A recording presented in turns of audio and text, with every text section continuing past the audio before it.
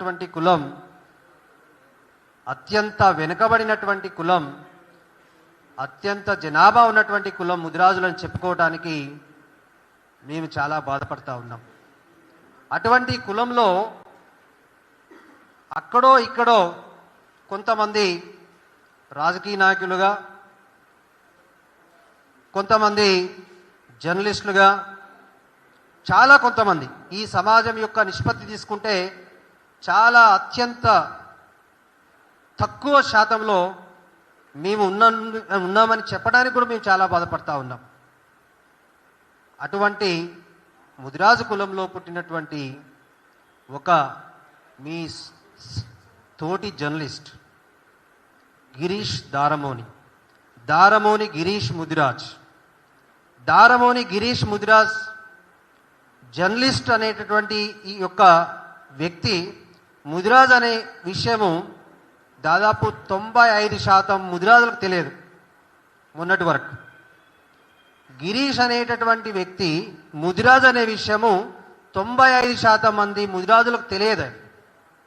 అంతేకాకుండా గిరీష్ అనేటటువంటి వ్యక్తి కేవలం జాతి గురించి మాట్లాడమంటే నాకు జాతి అవసరం లేదు, నేను జాతీయవాదిని అని మాతో కూడా గొడవ పెట్టుకున్నటువంటి సందర్భాలు కోకొల్లలు.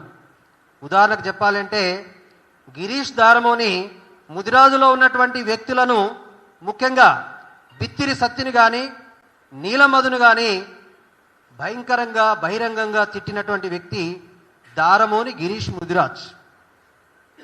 అయినప్పటికీ అప్పుడు కూడా మేము ఖండించినాం. ఎందుకు ఇట్లా నువ్వు ముదిరాజు అయి ఉండి కొంతమందికి తెలుసు, నాకు తెలుసు, అతను ముదిరాజు అయి ఉండి ఎందుకు ముదిరాజు తిడుతున్నావు అంటే, అన్నా నేను జాతివాదిని కాదు, జాతీయవాదిని, నేను మొత్తం కూడా హిందుత్వవాదిని, కట్టర్ హిందూని అని నిరంతరం చెప్పుకుంటూ మమ్మల్ని కూడా ఆయన చేసేటటువంటి వ్యక్తి. ఏ రోజు కూడా ఆయన కులం గురించి కానీ కులం పేరు చెప్పుకొని కానీ ఈ యొక్క దానిలోకి రాలేదు.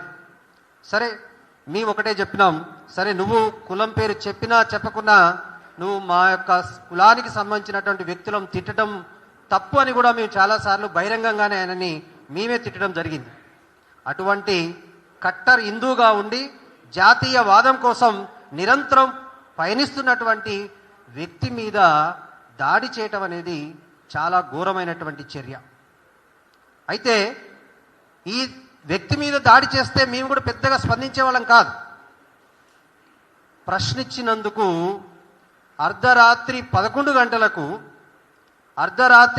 గంటలకు వారి కుటుంబ సభ్యుల ముందు, తల్లి ముందు, తండ్రి ముందు, చిన్న పాపలు 5 సంవత్సరాలు 6 సంవత్సరాలు పసి మొగ్గల ముందు, భార్య ముందు ఒక వ్యక్తిని అమానవీయంగా బట్టలు ఊడదీసి చెప్పులు దండేసి ఇంత భయంకరంగా శిక్షించటాన్ని తోటి ముదిరాజుగా కాదు, తోటి మానవునిగా నేను ఖండిస్తా ఉన్నాను. ఇక్కడ కుల ప్రస్తావన కాదు. ఒకవేళ గిరీష్ అనేటటువంటి వ్యక్తి తప్పు చేస్తే మీరు న్యాయం ఉంది, ధర్మం ఉంది, శిక్షలుంటాయి, చట్టాలుంటాయి, వాటిని మీరు ఉపయోగించి ఏమైనా చేయవచ్చు. లేదా ఒకవేళ ఇంత మీకు కక్ష ఉంటే అతనిని మీరు వ్యక్తిగతంగా ఏమైనా చేయవచ్చు. దానికి ఎవరు కూడా పెద్ద పట్టించుకునే వాళ్ళు కాదు. కానీ వాళ్ళకి ఎటువంటి సంబంధం లేనటువంటి ఒక జర్నలిస్టు కుటుంబంలో, మీరు కూడా జర్నలిస్టులే సోదరులారా, మీరు కూడా ఏదైనా మీ యొక్క వృత్తి ధర్మంలో రోజు జరిగేటటువంటి సంఘటనలో ఏదో ఒకసారి మీరు ప్రశ్నించవచ్చు, రాజకీయ నాయకులు ప్రశ్నించవచ్చు. అప్పుడు ప్రశ్నిస్తే అది దానికి విమర్శ ఉండాలి, లేదా ప్రశ్నకు సమాధానం ఉండాలి. ఇంకా ఎక్కువ అయిపోతే దానికి డిఫమేషన్ ఏదోటటువంటి చట్టాలను ఉపయోగించి వాళ్ళని శిక్షించాలి తప్ప ఇట్లా ఎవరు మాట్లాడితే వాళ్ళ ఇంటి మీదకి వచ్చి అమానుషంగా కొట్టడాన్ని ఇక్కడ మేము జీర్ణించుకోలేకపోతా ఉన్నాం. మాకు ఆ సంఘటన తెలిసిన తర్వాత ఒక ముదిరాజుగానే కాదు, ఆ తల్లి ఏడుస్తూ ఉంటే, ఆ తల్లి చేతులు ఇరిసి ఏడుస్తూ ఉంటే, వాళ్ళ భార్యని తంతా ఉంటే, ఆ పిల్లలను మానసికంగా షాక్కు గురైతే ఆ పిల్లలు ఏం తప్పు చేసినారు? వాళ్ళ భార్య ఏం తప్పు చేసినది? వాళ్ళ తల్లిదండ్రులు ఏం తప్పు చేసినారు? వారు ఏం తప్పు చేసినారు? మీరు 11 గంటలకు ఒకవేళ నేను చెప్తా ఉన్నాను, నేను ఒక ముదిరాజు బిడ్డగా ముదిరాజు లీడర్గా ఒకటి చెప్తా ఉన్నాను, నిజంగా గిరీషు ఆడపిల్లల మీద ఏమైనా అసభ్యమైనటువంటి పదజాలాన్ని ఉపయోగిస్తే మాకు ఆధారాలు ఇవ్వండి, మేమే చెప్పుతో కొడతాం. ఎవరు అవసరం లేదు, మేమే చెప్పుతో కొడతాం. మాకు కూడా ఆడవాళ్ళంటే చాలా గౌరవం. అత్యంత మహిళలు ఉన్నటువంటి కులం కూడా ముదిరాజులదే, అత్యంత ఎక్కువ యువత ఉన్నటువంటిది కూడా ముదిరాజులదే. ఇటువంటి దాన్ని వదిలిపెట్టి మీరు ఒక్కడు దొరికిండే అని, ఒక్కడు దొరికితే 100 మంది పడితే ఏమైనా చేయవచ్చండి. అది చాలా దుర్మార్గమైనటువంటి చర్య, అది దుశ్చర్యగా మేము భావిస్తూ ఉన్నాం. అంతేకాకుండా ఇంకొక వర్షన్ తీసుకొచ్చినారు, ముదిరాజు వర్సెస్ మున్నూరు కాపు అని. దీన్ని పూర్తిగా ఖండిస్తూ ఉన్నాను. ముదిరాజు వర్సెస్ మున్నూరు కాపు అనే దాన్ని పూర్తిగా ఖండిస్తూ ఉన్నాను. ఎందుకంటే ముదిరాజులు మున్నూరు కాపులు నిరంతరం కలిసిమెలిసి ఉన్నటువంటి కులం అది. మేము చాలామంది మా ఇంట్లో ఉన్నటువంటి ఆడపిల్లలను మున్నూరు కాపులో ఉన్నారు, మున్నూరు కాపులో ఉన్నటువంటి ఆడపిల్లలు మా కుటుంబాల్లో ఉన్నారు. మేము ఇచ్చిపుచ్చుకునేటువంటి సంప్రదాయంలో ఉన్నాం. మా మధ్య చీలికలు పెట్టి ముదిరాజు వర్సెస్ మున్నూరు కాపు అని ఈ విధంగా తప్పుదో పట్టించడానికి కూడా నేను తీవ్రంగా తప్పుపడతా ఉన్నాను, ఖండిస్తూ ఉన్నాను. అంతేకాకుండా ఎవరైతే వ్యక్తులు ఇంటి మీద దాడి చేసినారో, దాడి చేసినప్పుడు మీరు ఒక్కసారి ఆలోచన చేయండి. ఎవరైనా మనకు ఆపద వచ్చినప్పుడు 100కు ఫోన్ చేసుకుంటాం, ఎందుకంటే మనకు రక్షిస్తుంది అని. ఏదైనా 100కు ఫోన్ చేసుకుంటే 10 నిమిషాల్లోనో 15 నిమిషాల్లో పోలీసు వస్తారు. కానీ గిరీష్ ఇంటి దగ్గర దాదాపు గంట సేపు పోలీసులతో మాట్లాడటం జరిగింది. ఇది మీరు ఎప్పుడైనా ఊహించగలరా? ఒక 100 అనేటటువంటి ఎమర్జెన్సీ సర్వీసు 60 నిమిషాల పాటు కూడా అతనిని ఎదురు ప్రశ్నిస్తూ కనీసం సాయం చేయలేదు అంటే ఈ యొక్క ప్రజాస్వామ్యం ఎక్కడ పోతా ఉంది? ఇక్కడ ఉన్నటువంటి న్యాయం ఎక్కడ ఉంది? మొన్న రేవంత్ రెడ్డి గారు, గౌరవ ముఖ్యమంత్రి గారు ఒకటే అన్నారు, ఇంటి మీదకి వస్తే మీ ఎంత చూస్తామని మిమ్మల్నికే డైరెక్ట్ వార్నింగ్ ఇచ్చారు. అన్నా రేవంత్ అన్న, మీకు మేము విన్నవించుకుంటా ఉన్నాం, ఇంటి మీదికి మాట్లాడటం కాదు, ఇంటిలోకి వచ్చి ఇంటిలో జ్వరబడి గంట సేపు విధ్వంసం సృష్టించి మొత్తం భయభ్రాంతులకు గురి చేసినారు. అయినా కూడా ఇంతవరకు వాళ్ళని మీరు అరెస్ట్ చేయలేదు. ఎందుకు అరెస్ట్ చేయలేదు? వ్యవస్థలన్నీ కుప్పబూలిపోయినాయి. అంటే ఎవరు ప్రశ్నించొద్దా? జర్నలిస్టులు బతకొద్దా? ప్రశ్నించేవాడు ఉండొద్దా ఈ భూమి మీద? అలా అంటే మీరు సపరేట్ రాజ్యాంగం రాసుకోండి. మా బాబాసాహెబ్ అంబేద్కర్ రాసినటువంటి రాజ్యాంగం అనేది మీకు విలువ లేకపోతే ఇక్కడ మా ఓటర్లకు కానీ, మా ప్రజలకు కానీ, మా జనాభా కానీ ఎక్కడ విలువ ఉంది అని మిమ్మల్ని సూటిగా ప్రశ్నిస్తా ఉన్నా. అయితే మీరు మా అందరిని కూడా చంపేయండి, ఎదురు తిరిగిన ప్రతి ఒక్కరిని కూడా చంపేయండి, ప్రశ్నించేవాడిని ప్రతి ఒక్కరిని కూడా అనగదొక్కండి. ఇదేనా మీ రాజ్యాంగం అని సూటిగా ప్రశ్నిస్తా ఉన్నా. అంతేకాకుండా ఇక్కడ ఉన్నటువంటి ఎప్పుడైతే సంఘటన జరుగుతుందో అప్పుడు సిఏ గారికి ఫోన్ చేస్తే సిఏ గారు ఏం జరుగుతుందని చెప్తే, ఒక సంఘటన జరుగుతుంది సార్, నేను చచ్చిపోతున్నాను చెప్తే ఒక ఫోర్స్ని పంపించాలి. ఎందుకు వచ్చినారు, ఎందుకు గొడవ అయింది, ఇదా అండి మాట్లాడేది? స్టేషన్ హౌస్ ఆఫీసర్ గారు ఇదా మాట్లాడేది? ఇంతమంది మాప్ వచ్చింది, 100 మంది వచ్చి మీద పడుతున్నారని చెప్తే కనీసం ఒక 10 మందినో 20 మందినో పోలీసులను పంపిస్తారు. కానీ 2 కానిస్టేబుల్ పంపించారు. ఇది న్యాయమా అని అడుగుతా ఉన్నా. 2 కానిస్టేబుల్ వస్తారా? సాధారణంగా ఒక డీజే పెట్టుకుంటే మొత్తం 2 ఇన్నోవాల్లో వచ్చి మన ఆ డీజేలు తీసుకొని పోతారు. మీరు చూస్తలేరా? ఏదైనా ఒక డీజే సౌండ్ పెడితే 10 మంది పోలీసులు వచ్చి ఆ డీజే బాక్సులు తీసుకొని పోతారు. అటువంటిది 100 మంది వచ్చి ఒక జర్నలిస్టు కుటుంబాన్ని విధ్వంసం సృష్టిస్తుంటే 2 కానిస్టేబుల్ పంపించడం అంటే మీరు ఆల్రెడీ కుమ్మక్కైనారా అని నేను ప్రశ్నిస్తా ఉన్నా. వెంటనే అక్కడ ఉన్నటువంటి స్టేషన్ హౌస్ ఆఫీసర్ని సస్పెండ్ చేయాలని కూడా నేను డిమాండ్ చేస్తా ఉన్నా. స్టేషన్ హౌస్ ఆఫీసర్ని సస్పెండ్ చేయాలా? ఎందుకు మీరు ప్రజల సొమ్ము జీతాలుగా తీసుకుంటూ ప్రజలకు రక్షణ కల్పించలేనప్పుడు నేను ఉద్యోగం చేయనని వదులుకోవాలి మన ఉద్యోగాలు. ఎస్, నేను ప్రభుత్వ ఉద్యోగిని, కానీ నా ఉద్యోగానికి నేను న్యాయం చేయలేనని నా ప్రభుత్వ ఉద్యోగాన్ని వదిలిపెట్టుకున్నా. అటువంటిది మీరు ప్రభుత్వ డబ్బు తీసుకుంటూ ప్రజలకు రక్షణ కల్పించకుండా ఇట్లా అన్యాయంగా జరుగుతూ ఉంటే ఇక్కడ మనుషులు బతకాల్సినటువంటి అవసరం ఉన్నదా లేదా అని కూడా ఈ యొక్క ప్రభుత్వాలు నేను కోరుతా ఉన్నా. అంతేకాకుండా గిరీష్ ముద్రాజ్ అనేటటువంటి వ్యక్తి, గిరీష్ ముద్రాజ్ కట్టర్ బీజేపీ అని, కట్టర్ హిందూవాద్ అని, నా ఛానల్ చిత్రగుప్త ఛానల్ ఇది బీజేపీ ఛానల్ అని ఘంటాపదంగా చెప్పుకొనే కదా ఆయన పనిచేస్తా ఉన్నాడు. అప్పుడు మీరు సస్పెండ్ చేసి ఉండొచ్చు, మీ యొక్క సిద్ధాంతాలకు అనుగుణంగా ఏమైనా చేయి ఉండొచ్చు. కానీ ఇంటి మీద చొరబడి మీ వ్యక్తులే, మీ అనుచరులే దాడి చేసినప్పుడు కనీసం మీరు చర్యలు తీసుకున్నారా అని ఇక్కడ ఉన్నటువంటి పార్టీ అధినేతలను ప్రశ్నిస్తా ఉన్నాను.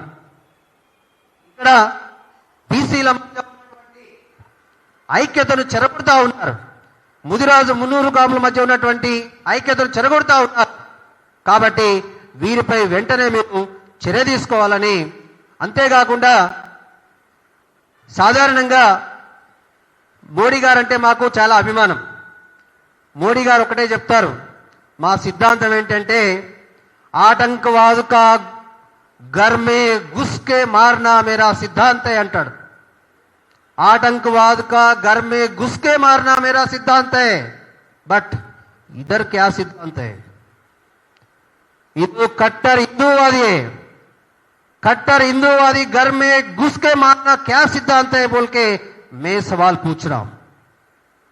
గౌరవనీయులైనటువంటి ముఖ్యమంత్రి గారికి, గౌరవనీయులైనటువంటి ప్రధానమంత్రి వర్యులకు, గౌరవనీయులైనటువంటి కేంద్ర హోంశాఖ మంత్రులకు కూడా నేను సూటిగా విన్నవించుకుంటా ఉన్నాను.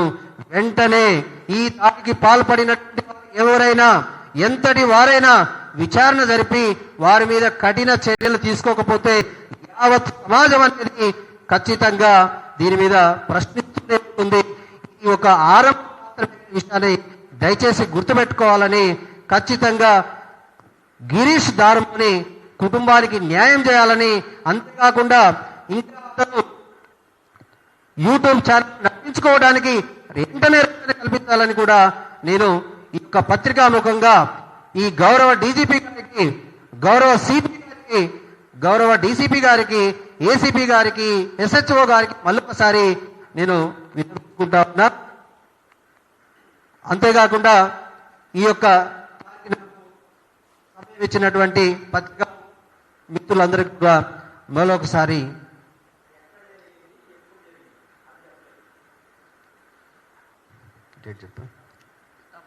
ఇది రాజేంద్ర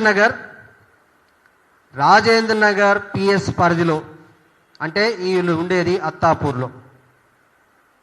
అత్తాపూర్లో జరిగింది. ఇది 1వ తారీఖు నైట్ జరిగింది 11 గంటలకు. మాకు తెలిసింది 2వ తారీఖు, కాకపోతే మేము వేరే ఢిల్లీలో ఉండడం జరిగింది. మేము మొన్న వచ్చినాము. వారి కుటుంబాన్ని కూడా పరామర్శించడం జరిగింది. వారి కుటుంబాన్ని పరామర్శించి చేయడం జరిగింది. నేను చెప్పేది ఒకటే అన్నా, నిజంగా గిరీష్ దారమోని ఒకవేళ మహిళలను తిట్టినాడు అని ఆధారాలు చూపిస్తే మేమే అతనిని చెప్పుతో కొట్టడానికి సిద్ధంగా ఉన్నాము. అది చూపించకపోతే మీరు వాళ్ళని చెప్పులతో గుండు కొట్టించి చెప్పుల దండలు వాళ్ళ మెడలో వేసి గాడిదపై ఊరేగించాలని కూడా నేను డిమాండ్ చేస్తా ఉన్నాను.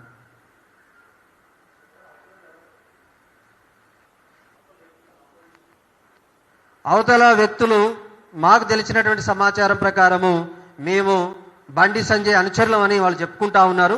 కాకపోతే బండి సంజయ్ అంటే మాకు గౌరవం. బండి సంజయ్ అని అటువంటివి ఏం చేపియాడు. వాళ్ళ అనుచరులు వాళ్ళు అతని దగ్గర సంజయ్ అన్న దగ్గర పేరు తెచ్చుకోవడం కోసం నేను సంజయ్ అనుచర్ అని వాళ్ళు చెప్పుకుంటా ఉన్నారు. కాబట్టి నేను సంజయ్ అన్న కూడా ఈ యొక్క పత్రికంగా విన్నవించుకుంటా ఉన్నా, అన్న మీరు ఒకసారి ఖండించండి ఆ విషయాన్ని. ఎవరైతే ఉన్నారో దోషులు వారి మీద కఠినమైనటువంటి చర్యలు తీసుకోవాలని కూడా మేము కోరుకుంటా ఉన్నా. Thank you.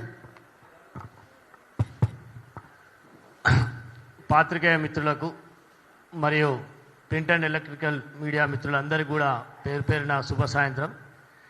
ఈరోజు రాష్ట్రంలో, ఈరోజు తెలంగాణ రాష్ట్రంలో ఒక బడుగు బలహీన వర్గాలకు సంబంధించినటువంటి బిడ్డ, ఒక నిరుపేద కుటుంబానికి చెందినటువంటి బిడ్డ పీడిత వర్గాల నుంచి ఉన్నత చదువులు చదువుకొని ఈరోజు ఒక స్థాయికి వెళ్ళి ఒక యూట్యూబ్ ఛానల్ ద్వారా తన నమ్మిన సిద్ధాంతం కోసం తన ఏదైతే సిద్ధాంతం నమ్మిండో ఆ సిద్ధాంతం కోసం పనిచేస్తున్నటువంటి ఒక బిడ్డ కులం పేరు ఏనాడు చెప్పుకోకుండా, కులం గురించి ఏనాడు మాట్లాడకుండా ఆయన నమ్మిన సిద్ధాంతం కోసం ప్రాణం ఇవ్వడానికి కూడా సిద్ధంగా ఉండి అనేక సందర్భాలలో కూడా హిందుత్వం కోసం కానీ హిందువుల కోసం కానీ అదేవిధంగా బయట దేశాలలో మన భారతదేశం ఉనికిని కానీ మన భారతదేశ ప్రస్థానాన్ని కానీ అనేక సందర్భాల్లో ఉద్యోగ విషయాల్లో ఎంప్లాయ్మెంట్ విషయంలో కావచ్చు, అదేవిధంగా ఇక్కడ జరుగుతున్నటువంటి చాలా విషయాల మీద స్పందించినటువంటి బిడ్డ ఈరోజు దారమోని గిరీష్ ముదిరాజ్ గారు. ఈరోజు నేను పాత్రికేయ మిత్రులకు నేను చెప్తా ఉన్నా, పేద కుటుంబంలో పుట్టినటువంటి పిల్లలు ఈరోజు జర్నలిస్టులు కావద్దా? పేద కుటుంబంలో పుట్టినటువంటి వాళ్ళు యూట్యూబ్ ఛానల్ పెట్టద్దా? పేద కుటుంబంలో పుట్టినటువంటి వాడు ఇలా హెలికాప్టర్లు ఎక్కద్దా? పేద కుటుంబంలో పుట్టినటువంటి వాడు ఇవాళ వాక్ స్వాతంత్రం హక్కు లేదా? ఇలా ఇండియన్ కాన్స్టిట్యూషన్ ప్రకారం ఈరోజు ఆర్టికల్ 19 ప్రకారం ఈరోజు ఎక్కడైనా సరే భావ ప్రకటనలో స్వేచ్ఛ హక్కు ఈరోజు భారత రాజ్యాంగం బాబాసాహెబ్ అంబేద్కర్ గారు కల్పించలేరా? ఈరోజు ఫండమెంటల్ రైట్స్ లా ఈరోజు సమానత్వ హక్కు, స్వేచ్ఛ హక్కు, ప్రాథమిక హక్కులలో ఈరోజు బాబాసాహెబ్ అంబేద్కర్ గారు కల్పించడం జరిగింది కదా. ఈరోజు దారమోని గిరీష్ గారు వాస్తవానికి ఈరోజు ప్రశ్నించేటటువంటి వాళ్ళని ఈరోజు ఈ సమాజంలో నిజమైనటువంటి జర్నలిస్టులు అనే విషయాన్ని ఈ వేదిక ద్వారా నేను చెప్తా ఉన్నా. అవును, జర్నలిస్టులు ఎక్కడ తప్పు ఉంటే అక్కడ బరాబరా తప్పును ప్రశ్నించేటటువంటి నీతి నిజాయితీ కలిగినటువంటి బిడ్డలు ఈ రాష్ట్రంలో ఎవరైనా ఉన్నారంటే అది జర్నలిస్టులు అన్న విషయాన్ని మరొకసారి మనం గుర్తుపెట్టుకోవాల్సిన అవసరం ఉన్నది. ఈరోజు దారమోని గిరీష్ గారు ఆయన మాట్లాడినటువంటి మాటలు చిత్రీకరించి వక్రీకరించి ఆయన ఆఫీస్ మీద దాడి చేసి సుమారు 10 లక్షల రూపాయల ఫర్నిచర్ వరకు ఆ ఆఫీసు మొత్తం ధ్వంసం చేసి నువ్వు ఎక్కడున్నా బిడ్డ నిన్ను చంపుతామని చెప్పి ఆయనకు రిక్కి నిర్వహించి ఆయన ఎక్కడ వెళ్తే అక్కడ ఆయన వెంబడి 2 వెహికల్ వేసుకొని ఒక వారం రోజుల నుంచి ఆయన వెంబడిస్తే ఇదే ఇక్కడ ఉన్నటువంటి ఏసీపీ గారికి, సిఐ గారికి, డిఎస్పీ గారికి చాలా మంది కూడా దారమోని గిరీష్ గారు కూడా ఫోన్ చేసి నాకు కొంచెం ప్రమాదం ఉన్నది, నన్ను చాలా మంది వెంబడిస్తా ఉన్నారు, దయచేసి నాకు రక్షణ కల్పించండి అని చెప్పి ఆయన ప్రాధేయపడ్డాడు, మెసేజ్ పెట్టిండు, అయ్యా నాకు కొంచెం మీరు రక్షణ ఇవ్వండి అని చెప్పి ఈరోజు అడగడం జరిగింది. ఈరోజు వీళ్ళు మాట్లాడుతూ ఉన్నారు, ఈరోజు రక్షణ కల్పించమని ఒక బిడ్డ అడుగుతూ ఉంటే ఈ తెలంగాణ రాష్ట్రంలో అడుగుతూ ఉంటే ఈరోజు ఆ బిడ్డకు రక్షణ లేకపోగా ఆ బిడ్డ ఇంటికి వచ్చి రాత్రి 11 గంటలకు పిల్లలతోని ఇంటికి వచ్చి భోజనం చేసి పడుకున్న సమయానికి మీరు ఒక్కసారి ఆలోచించండి, ఒక 50 మంది మహిళలు 50 మంది పురుషులు ఒక ఇంటి మీదకి ఈరోజు 3 బెడ్రూమ్ ఒక ఇంటి మీదకి అపార్ట్మెంట్లలో అనేకమైనటువంటి కల్చర్, హిందువులు ఉంటారు, ముస్లింలు ఉంటారు, ఈరోజు సిక్కులు ఉంటారు, జైనులు ఉంటారు, ఈరోజు పంజాబీలు ఉంటారు, అట్లాంటి గ్రేటర్ ఒక అపార్ట్మెంట్ లోపల అనేక మంది కుటుంబాలు నివసిస్తాయి. అలాంటి అపార్ట్మెంట్ల లోపలికి 100 మంది పైగా చొరబడి ఫస్ట్ మహిళలతోని డోర్ కొట్టించి వాళ్ళ తల్లిని పిడిగుద్దులు గుద్ది, ఒక మహిళని పిడిగుద్దులు గుద్ది, వాళ్ళ బిడ్డను పిడిగుద్దులు గుద్ది దారమోని గిరీష్ మర్మంగా వాళ్ళ మీద కూడా ఈరోజు దాడి చేయడం జరిగింది, పండబెట్టి తొక్కడం జరిగింది. ఓ పండబెట్టి తొక్కడమే కాదు, మేము కరీంనగర్ నుంచి వచ్చిన బిడ్డని సంగతి చెప్తామని చెప్పి కళ్ళల్లో కళ్ళు పెట్టి భాషా సినిమా లెక్క కళ్ళలో కళ్ళు పెట్టి ఈరోజు దారమోని గిరీష్ని ఈరోజు భయపెట్టించడం జరిగింది. నువ్వు కరీంనగర్ నుంచి వస్తే కరీంనగర్లో మా బిడ్డలు ఉన్నారు, నువ్వు కామారెడ్డి కలిస్తే కామారెడ్డిలో మా బిడ్డలు ఉన్నారు. ఇదే 50 లక్షల మంది ముద్రలు ఉన్నాం ఈ రాష్ట్రంలో. దారమోని గిరీష్ అనే వ్యక్తి ఏ రోజు ముద్రాజని చెప్పుకోకపోయినా ఈరోజు మా బిడ్డకి ఈరోజు అవమానం జరిగి అపార్ట్మెంట్ లోపల బట్టలు విప్పి ఈరోజు ఆయనకు చెప్పుల దండ మెడలేసి ఆ చెప్పుల దండతోని ఈరోజు 2025 సంవత్సరం ఇది తెలంగాణ రాష్ట్రంలో ఒక బలహీన వర్గాల బిడ్డకు చెప్పుల దండేసి ఆ చెప్పుల దండతోనే అపార్ట్మెంట్ నుంచి గల్ల పట్టుకొని కిందికి వచ్చి వాళ్ళ భార్యను కొట్టి పిల్లలను కొట్టి భయభ్రాంతులకు గురి చేసి నిన్ను చంపుతాం బిడ్డ అని చెప్పి ఈరోజు దారమోని గిరీష్ ను అతి దారుణంగా, మీరు వీడియోలు కూడా చూసిరు, అతి దారుణంగా ఈరోజు దారమోని గిరీష్ ముదిరాజ్ గారిని అతి దారుణంగా ఈరోజు చేయడం జరిగింది. నేను అడుగుతా ఉన్నా, ఈ సమాజంలో ఇది పాకిస్తానా, ఆఫ్ఘనిస్తానా, ఈరోజు లిబియానా, ఇది ఏ దేశంలో ఉన్నాం? ఈరోజు ఇట్లా ఒక జర్నలిస్ట్ మీద దాడి చేస్తే సభ్య సమాజం ఈరోజు తలదించుకుంటే ఎంత సిగ్గుచోటో ఒక్కసారి మీరు అర్థం చేసుకోండి. ఇప్పటి వరకు 100 మంది ఈరోజు ఇంటి మీద దాడి చేసిన వీడియోస్ ఉన్నాయి, విజువల్స్ ఉన్నాయి, వాళ్ళ పేర్లు ఉన్నాయి. 100 మందిలో 50 మందిని కూడా అరెస్ట్ చేయకుండా దాడి చేసినటువంటి వాళ్ళని పక్కకు పెట్టి వెనుకకెళ్ళి వచ్చినోని వాళ్ళని ఒక 5-6 అరెస్ట్ చేసి మేము వాళ్ళని అరెస్ట్ చేసినామని చెప్పి వీళ్ళంతా కపట నాటకం ఆడుతూ ఉన్నారు.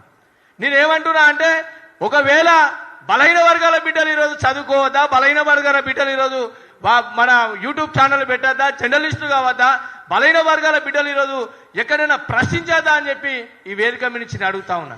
ఈరోజు ఆర్ఎస్ఎస్ లో పనిచేసినటువంటి వ్యక్తి పక్కన కులం పేరు పెట్టుకోడు, మావోయిస్టు పార్టీలో పనిచేసినటువంటి వ్యక్తి కూడా కులం పేరు పెట్టుకోడు. ఎందుకంటే అలా సిద్ధాంతం ఉంటుంది. ఇలా చిన్నజీర స్వామి కులం చెప్పుకోడు, దయానంద సరస్వతి కులం చెప్పుకోడు. ఒక్కొక్క సిద్ధాంతాలలో ఒక్కొక్క దగ్గర ఒక్కొక్క కమిట్మెంట్ ఉంటాయి కాబట్టి వాళ్ళు చెప్పుకోరు. కానీ మా బిడ్డకు అన్యాయం జరిగింది అనగానే ఇలా స్టేట్ ఫస్ట్ ర్యాంక్ వచ్చిన ఒక బిడ్డ గోల్డ్ మెడల్ వచ్చిందంటే ఫస్ట్ ఆ కమ్యూనిటీ ఏందో తెలుసుకుని ఆ కుల సంఘాలు ఇప్పుడు పోయి బలైన వర్గాల బిడ్డలు పోయి వాళ్ళకి సన్మానం చేస్తా ఉన్నారు. మేము కూడా అదే కోవలో అదే వెతికినాం. అరే ఈ బిడ్డకు అన్యాయం జరిగింది, చెప్పుల దండేసి ఊరేగించారు, అసలు ఏం జరిగిందని చెప్పి మేము పోతే ఆయన ముదిరాజు బిడ్డ మీ బిడ్డకు అవమానం జరిగినా మీరు స్పందిస్తలేరు అని చెప్పి ఇలా మాకు ప్రపంచ దేశాల నుంచి అమెరికా నుంచి ఫోన్ చేస్తున్నారు, డల్లాస్ నుంచి ఫోన్ చేస్తున్నారు, ఈరోజు సౌదీ నుంచి ఫోన్ చేస్తా ఉన్నారు, ఆంధ్రాకి వెళ్ళి ఫోన్ చేస్తా ఉన్నారు. అరే గింత ఘోరమా, ఒక జర్నలిస్ట్ ఇట్లా చెప్పుల మీద దండేసుకొని ఇంత ఊరేగిస్తారా అని చెప్పి ఈరోజు ఎంత బాధ అతలకుతలం అవుతుందంటే ఇప్పటి వరకు కూడా అలా కుటుంబ సభ్యులు 3 పూటలు అన్నం తింటలేరు, కనీసం పడుకుంటలేరు. దారముని గిరీష్ గారి దగ్గరికి మేము వెళ్ళి కలిసినప్పుడు ఆయన ఒక మాట చెప్పి, అన్న నన్ను చంపేసినా సరే నేను హిందుత్వం కోసం చావడానికైనా రెడీ ఉన్నా, కానీ నా కుటుంబ సభ్యుల ముంగట, నా 2 పిల్లల ముంగట, 5 సంవత్సరాల పిల్ల పాప ముంగట, ఇలా 10 సంవత్సరాల పాప ముంగట, నా తండ్రి హైకోర్టు రిజిస్ట్రార్గా రిటైర్మెంట్ అయిండు, నా తండ్రి ముంగట, నా భార్య ముంగట, నా చెల్లె ముంగట నన్ను బట్టలు ఇప్పేసి నా ఇంట్లో బట్టలు ఇప్పేసి కింద పండుకోబెట్టి వాళ్ళందరి ముంగట తొక్కుతా ఉంటే నేను చాలా అరిచినన్నా, నాకు చాలా ఇబ్బంది కలిగింది. నేను బాత్రూంలో వెళ్ళి డోర్ పెట్టుకుంటే కూడా బాత్రూమ్ డోర్ను బద్దలు కొట్టి బయటకు వచ్చి బిడ్డని సంగతి చెప్తాం అనేసాను. నేను అడుగుతా ఉన్నా, ఈ రాష్ట్రంలో ఇలా పేద వర్గాల బిడ్డలు ఈరోజు జర్నలిస్టులు కావద్దా? ఇలా మేము ప్రశ్నించద్దా? ఇలా 55 లక్షల మంది జనాభా ఉన్నది, మేము ఇలా ఒట్టి అవలగాలమా అని చెప్పి నేను అడుగుతా ఉన్నా. నేను దయచేసి చెప్తా ఉన్నా, మీరు చర్య చేస్తే మేము కూడా ప్రతి చర్య చేయడానికి కూడా మేము సిద్ధంగా ఉన్నాం. మేము ఇప్పుడు కూడా మా లీగల్ అడ్వైస్ నిన్ననే మా డాక్టర్ ఆర్ వినోద్ కుమార్ అని హైకోర్టు అడ్వకేట్ కూడా టీజీపీ గారిని కలిసి రిప్రజెంటేషన్ కూడా ఇవ్వడం జరిగింది. నేను ఎందుకు అంటున్నానంటే ఈరోజు మమ్మల్ని చంపడానికి ఇలా గిరీష్ దారామునికి ప్రాణానికి ఇలా అపాయం ఉన్నదండి. ఖచ్చితంగా ఆయనకు ప్రభుత్వం వెంటనే చర్య తీసుకొని ఆయనకు భద్రత కల్పించాలి. ఈరోజు ఎవరైతే అతని ఇంటి మీద దాడి చేసిన ప్రతి వాళ్ళని ఈరోజు పట్టుకొని అసలు వాళ్ళు ఎందుకు దాడి చేసిరు, ఏ రకంగా దాడి చేశారని ఇప్పటి వరకు వాళ్ళు వివరణిస్తలేదు. వాళ్ళు చాలా మంది అంటున్నారు బండి సంజయ్ పేరు చెప్పి వాళ్ళు కొట్టిరు అని వాళ్ళ కుటుంబ సభ్యులు చెప్తా ఉన్నారు.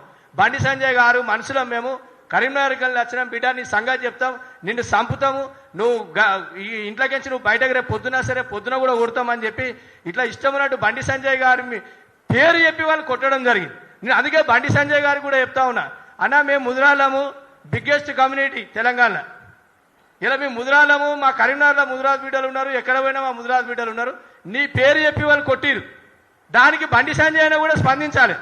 నాకు ఆ ఘటనకి ఎలాంటి సంబంధం లేదు, నేను మంత్రిగా ఉన్నా కాబట్టి దాని మీద పూర్తిగా ప్రభుత్వానితో మాట్లాడి ఇక్కడ గవర్నర్తో మాట్లాడతావా, సీఎంతో మాట్లాడి దుండగులను వెంటనే అరెస్ట్ చేయాలి, వాళ్ళకి నాన్ బెయిలబుల్ కేసులు పెట్టాలని చెప్పి మేము ప్రధానంగా డిమాండ్ చేస్తా ఉన్నాం.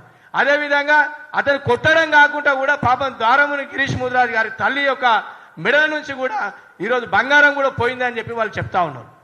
ఈరోజు ఈ విధంగా ఈరోజు వాళ్ళు చాలా మంది కూడా మద్యం సేవించి తర్వాత గంజాయి సేవించి వచ్చి కూడా వాళ్ళు ఇష్టం ఉన్నట్టు మాట్లాడుతున్నారని కూడా ఈరోజు చెప్తా ఉన్నారు. అందుకే నేను ఏమంటున్నా అంటే ఈరోజు మా గిరీష్కు జరగచ్చు, రేపు ఇంకో అన్నకు జరగచ్చు, దయచేసి ఇట్లాంటి రెచ్చగొట్టేటువంటి ప్రకటనలు చేసి ఈరోజు సమాజంలో ఈరోజు మమ్మల్ని హవవేలన చేస్తున్నటువంటి వ్యక్తులను మేము గుర్తించినాం. ఖచ్చితంగా మేము మా భవిష్యత్తు కార్యాచరణ కూడా ఉంటుంది. ఖచ్చితంగా మేము ఎక్కడి వరకైనా వెళ్తాం. మా పెద్దలు, మా లీగల్ అడ్వైజర్ గారు వినోద్ గారు కానీ అదేవిధంగా ఇంకా చాలా మంది కూడా నాయకులు ఉన్నారు, వాళ్ళందరి సమక్షంలో కూడా రేపు ఎల్లుండో మేము గవర్నర్ గారిని కూడా కలుస్తాం, అదేవిధంగా డీజీపీ గారిని కూడా కలుస్తాం. ఆ బిడ్డకు జరిగినటువంటి సోషల్ మీడియాలో ఆ బిడ్డను కొట్టుకుంటా చెప్పులు తీసుకొని కొట్టుకుంటా వస్తే ఎక్కడనో ఇది వేరే నార్త్ ఇండియాలో జరిగిందా అన్నట్టు, ఎక్కడనో పాకిస్తాన్లోనో ఆఫ్ఘనిస్తాన్లో జరిగిందా, ఇది ఎక్కడ జరిగిందా అన్న కాన్సెప్ట్ వచ్చింది. కనీసము ఈ రాష్ట్ర ప్రభుత్వం అక్కడ ఉన్నటువంటి వాళ్ళు కూడా స్పందించి భవిష్యత్తులో కూడా మా కార్యాచరణ ఉంటుంది. మళ్ళీ కూడా మేము ప్రెస్ మీట్ ద్వారా చెప్తాం, గిరీష్ ముదిరాజ్ గారికి ఇప్పుడు ప్రాణభయం ఉన్నదన్న. ఆయనను పొద్దున కూడా మెసేజ్ పెట్టిరట, అన్నా నేను ఎట్టి పరిస్థితి వదిలే ప్రసక్తి లేదు, చంపేస్తామని అంటారు. ఇప్పుడు గిరీష్ ముదిరాజ్ గారికి ఏమైనా జరిగితే ఎవరు దానికి రక్షణ? తెలంగాణలో ఇలా గిరీష్ ముదిరాజ్కి రక్షణ ఏంది? అందుకే దయచేసి నేను పాత్రికేయ మిత్రుల ద్వారా నేను విజ్ఞప్తి చేస్తా ఉన్నా, దయచేసి ఆ బిడ్డ కూడా మీరు సంపూర్ణంగా మద్దతు తెలపాలని చెప్పి మరొకసారి మీకు రిక్వెస్ట్ చేస్తా ఉన్నాను. నా అవకాశం ఇచ్చినందుకు మీ అందరికీ కూడా ధన్యవాదాలు తెలియజేసుకుంటూ ముగిస్తాను. పెద్దలు సురేష్ గారు. ముద్రా సంక్షేమ సమితి రాష్ట్ర అధ్యక్షులు డాక్టర్ అల్లాదుర్గం సురేష్ ముద్రాజ్ గారు మాట్లాడతారు.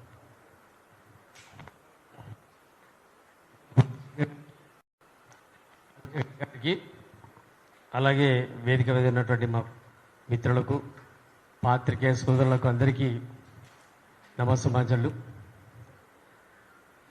అసలు మనము ఎక్కడున్నాం? భారతదేశంలో ఉన్నామా, లేక వేరే పాకిస్తాన్లో ఉన్నామా? పోయిన నెల 29వ తారీఖున ప్రారంభమైన దాడుల ప్రక్రియ వరుస క్రమంగా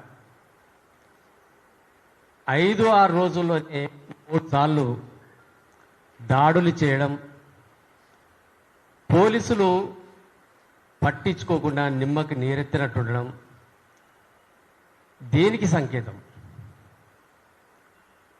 ముఖ్యంగా 29 నాడు దాడి చేసే క్రమంలో ఈరోజు ముద్రా సంఘాలు ఎందుకు స్పందిస్తున్నాయంటే, కులం పేరు పెట్టి దూషిస్తూ సోషల్ మీడియాలో పోస్ట్ చేయడమే కాకుండా, అరే నీ జాతి లేకుండా చేస్తాం, నీ జాతి అంతు చూస్తామనే ఒక మేము ఈరోజు ఇక్కడ స్పందించాల్సిన పరిస్థితి వచ్చింది. మీ అందరికీ తెలుసు,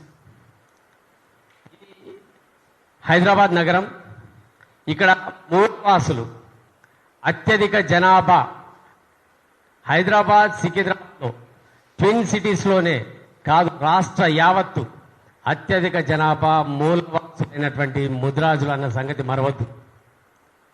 ఈ హార్డ్ కోర్ హిందుత్వ భావన కలిగిన వాళ్ళు. మీరు చూస్తూ ఉంటారు, వినాయకుడిని ప్రతిష్ఠించిన మొట్టమొదటి వారు మీకు తెలిసిన విషయమే ఖైరతాబాద్ వినాయకుడి సంగతి. అది ముద్రాజ్ బిడ్డనే. లాల్ దర్వాజా తీసుకున్నా, మన సికింద్రాబాద్ మహంకాళి టెంపుల్ తీసుకున్నా, బోనా తీసుకున్నా, ఏది తీసుకున్నా ఇక్కడ హిందుత్వానికి ప్రతీక ముద్రాజులైన సంగతి మీరు మరవద్దు. ఆ హిందుత్వ భావనలో ఇంకొక విషయం, అసలు ఈ ప్రాంతంలో నిజాం కాలంలో ఆనాడు ఏదైతే రజాకర్ల మూమెంట్ ఉందో ఆ సమయంలో ఇక్కడ ప్రజలను, హిందుత్వ ప్రజలను రక్షించింది ముద్రాజులే. మీకు తెలుసు, వెంకటస్వామి ఆర్య అని మనకు బోనాలు ఊరేగించేటప్పుడు చార్మినార్ దగ్గర అనేది ఒక ఫోటో కూడా పెడతారు. వెంకటస్వామి ఆర్య కూడా ముద్రాజే.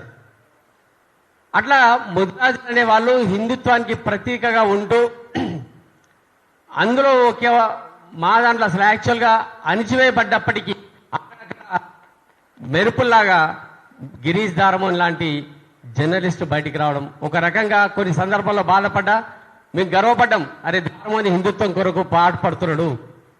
మనం ఛానల్లో తీన్మార్ మల్లన్న చూస్తూ ఉంటాం, తెలువెలుగు రఘుని చూస్తూ ఉంటాం, శ్రావణి చూస్తూ ఉన్నాం. తీన్మార్ తైతక్క అని అనలేదా? కేసీఆర్ గారిని చిచ్చా అని చెప్పి అన్ని సంబోధించలేదా? ఇదే వ్యక్తులను మైనంపల్లి హనుమంతరావు గారు ఘోరమైన జరిగింది కదా. ఎవరు దాడి చేస్తున్నారు మీరు ఒకసారి గుర్తుంచుకున్నారా? హిందుత్వాన్ని పరిరక్షించాలనే ఒక దృఢ సంకల్పం ఉన్న ఒక వ్యక్తి మీద హిందువులమనబడే మనమే మీరు హిందుత్వాన్ని అసలు మోస్తున్నారా లేక వ్యక్తిగత ఆరాధన చేస్తున్నారా అర్థం కావట్లేదు. ఇక్కడ ఒక వ్యక్తిని దూషిస్తున్నాడని చెప్పి హిందుత్వాన్ని ఆరాధిస్తున్న ఒక వ్యక్తి మీద దాడి చేయడం, వరుస దాడులు, అది ఇంట్లోకి చొరబడి మాప్లో ఏమైనా జరగవచ్చు, ప్రాణహాని జరగవచ్చు, కుటుంబ సభ్యులు ఉంటారు, చిన్నపిల్లలు ఉంటారు, వాళ్ళు ఎంత మానసిక ఒత్తిడికి గురవుతారన్న కామన్ సెన్స్ లేదా మీకు? అందులో మహిళలు కూడా ఉన్నారు. దేన్ని ఉద్దేశించి వాళ్ళు దాడి చేశారనేది ఇప్పటి వరకు కూడా పోలీసులు ప్రశ్నించకపోవడం చాలా విడ్డూరం. మొట్టమొదటి రోజు 29 నాడు దాడి చేసిన రోజే మేము పోలీస్ స్టేషన్లో పోయి చెప్పడం జరిగింది. రెండోసారి దాడి జరిగినప్పుడు పోలీస్ స్టేషన్లో చెప్పడం జరిగింది. మూడోసారి దాడి జరిగినప్పుడు కూడా పోలీస్ స్టేషన్లో ఇచ్చినప్పటికీ పోలీసులు స్పందించడం లేదు. ఎందుకు? పోనీ పోలీసులను పక్క పెట్టాం. ఇదే సోషల్ మీడియా వాళ్ళు మన వాళ్ళు ఉన్నారు కదా, యూట్యూబర్స్ ఉన్నారు కదా, వచ్చి దారుమోన్ని ప్రశ్నిస్తున్నారు. ఎలా జరిగింది, ఏమైంది? మరి అదే పోలీస్ స్టేషన్లో పోయి మీరు ఎందుకు అడగట్లేదు? అదే ప్రభుత్వాన్ని ఎందుకు నిలదీయట్లేదు? హైదరాబాద్ నడిబొడ్డున ఇంత దాడులు జరుగుతుంటాయి. ఈ యూట్యూబర్స్ ఏం చేస్తున్నారు? ఈ పోలీసులు ఏం చేస్తున్నారు? ఈ నాయకులు ఏం చేస్తున్నారు? ఈ ప్రభుత్వాలు ఏం చేస్తున్నాయి? ఈ ప్రభుత్వ యంత్రాంగం ఏం చేస్తుంది? ఒక్కరిని కూడా అరెస్ట్ చేయకపోవడం, అసలు కారణం ఏందో కూడా కనుక్కోకపోవడం చాలా విచిత్రమైన పరిస్థితి. ఎక్కడున్నాం మనం ఇక్కడ ఈ దేశంలో? అంటే మీకు ఇప్పుడు మేము ముదిరాజులు చీమల్లా కనబడుతుండొచ్చు. పూర్తిగా అనగదొక్కిరు. కూడా చేసిరు, ఉద్యోగుల మావలు చేసిరు, పోలీసుల మావాలి, యంత్రాంగంలో మావాలి లేరు, రాజకీయాల్లో మావాలి లేరు.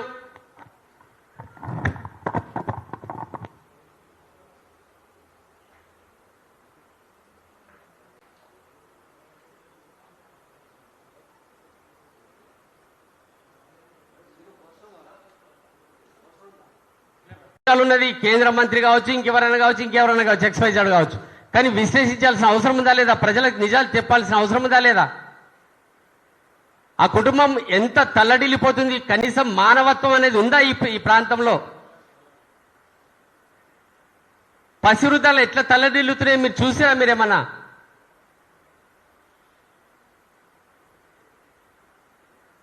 అదే ఉద్రేకంలో ఏమైనా జరిగితే ఎట్లా ఉండేది? ఫస్ట్ 29th రోజు మేము వాట్సాప్ స్టేటస్ లో చూసాం, నీ అంతు చూస్తామంటే నేను లేకుండా చేస్తామని చెప్పి ఆ విషయం ఎస్ఐ గారు కూడా చెప్పడం జరిగింది. అంటే తనకు ప్రాణహాని ఉన్న సంగతి స్థానిక అక్కడ ఉన్నటువంటి ఎస్ఐ గారికి తెలుసు. తెలిసినప్పటికీ వాళ్ళు ఎందుకు చర్యలు తీసుకోలేదు? ఈరోజు రేపు యూట్యూబర్స్ ఈరోజు మా వరకు రాలేదని చెప్పి మీరు భావించవచ్చు.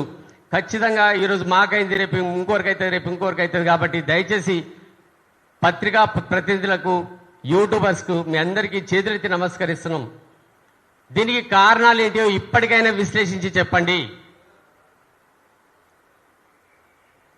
అందరము హిందువుల మీద దాడి చేస్తుంటే ఇక రక్షణ ఎక్కడ? రక్షణ ఎవరికి కల్పిస్తున్నారు? ఈరోజు వ్యక్తిగత ఆరాధనలే ప్రాధాన్యత ఇస్తున్నారా? మీరు హిందుత్వానికి ప్రాధాన్యత ఇస్తున్నారా? చెప్పాల్సిన బాధ్యత లేదా వీళ్ళకి?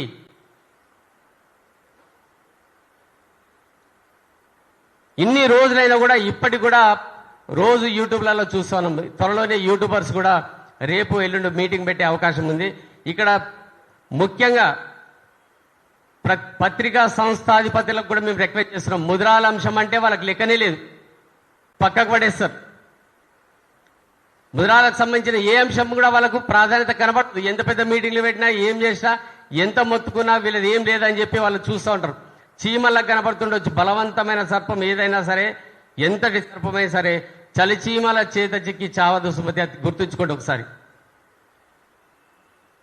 ప్రజల్లో ఇంత అసమానతలు తీసుకురావద్దు, ఇంత ప్రత్యేకమైనటువంటి ఆలోచనలతో వాళ్ళని చూడవద్దు.